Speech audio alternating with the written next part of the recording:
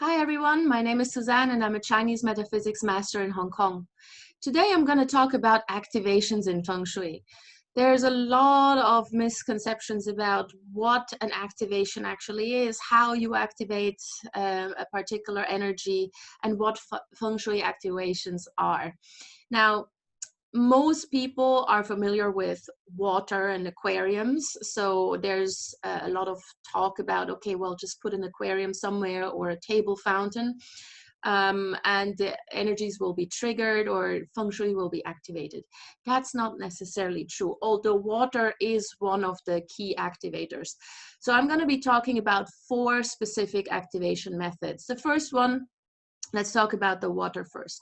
Yes, an aquarium is definitely an activator, but you don't need to have an aquarium in order to have a water activation. All you need is a bucket of water, about 2 to 3 feet deep, and it has to be open at the top. Yeah, so you can't close the lid. The qi needs to be actually be able to touch the air. The water needs to be moving. Yeah, so you put a water pump in there, very, very cheap. Just get a water pump from an aquarium shop. No fish needed. Yeah, because what's important is that the water is moving. Now, you can either do that by getting fish, they will keep the water moving, or you just get a water pump. Very, very simple. Yeah, so that's a water activation.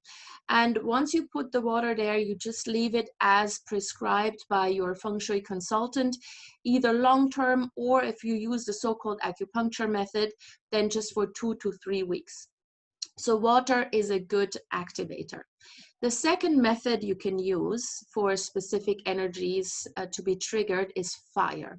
Yeah, we don't use it very often because fire can cause fire hazard and is not very practical, especially if you have children in the household.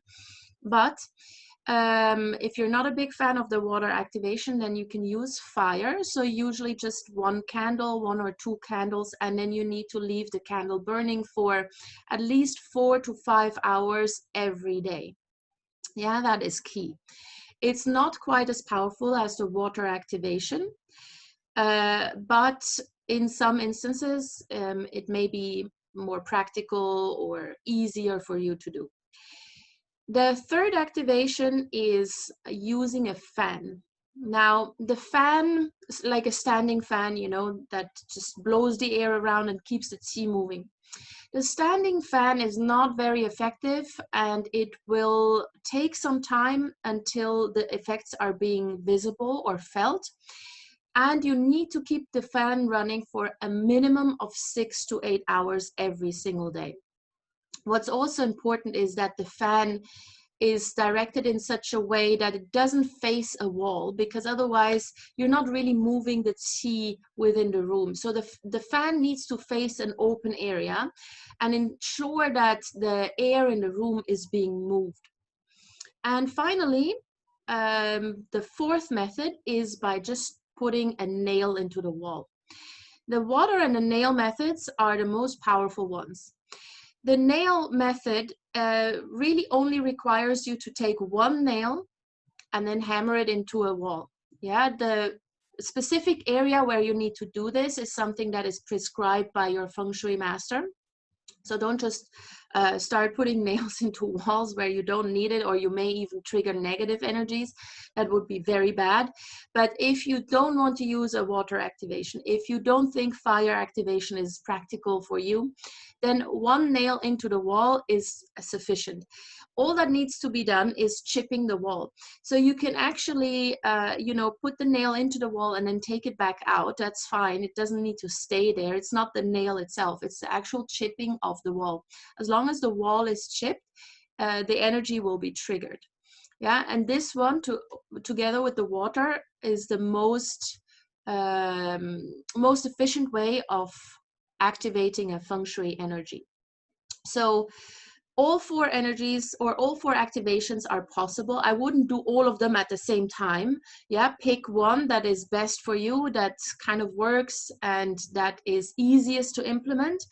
But do make sure that you check with your Feng Shui consultant where you need to actually place the water, the fire, the fan and where you need to put that wall, the nail into the wall, in order to really stimulate the energies that you need. You don't want to place an activator in an area of your home that is negative.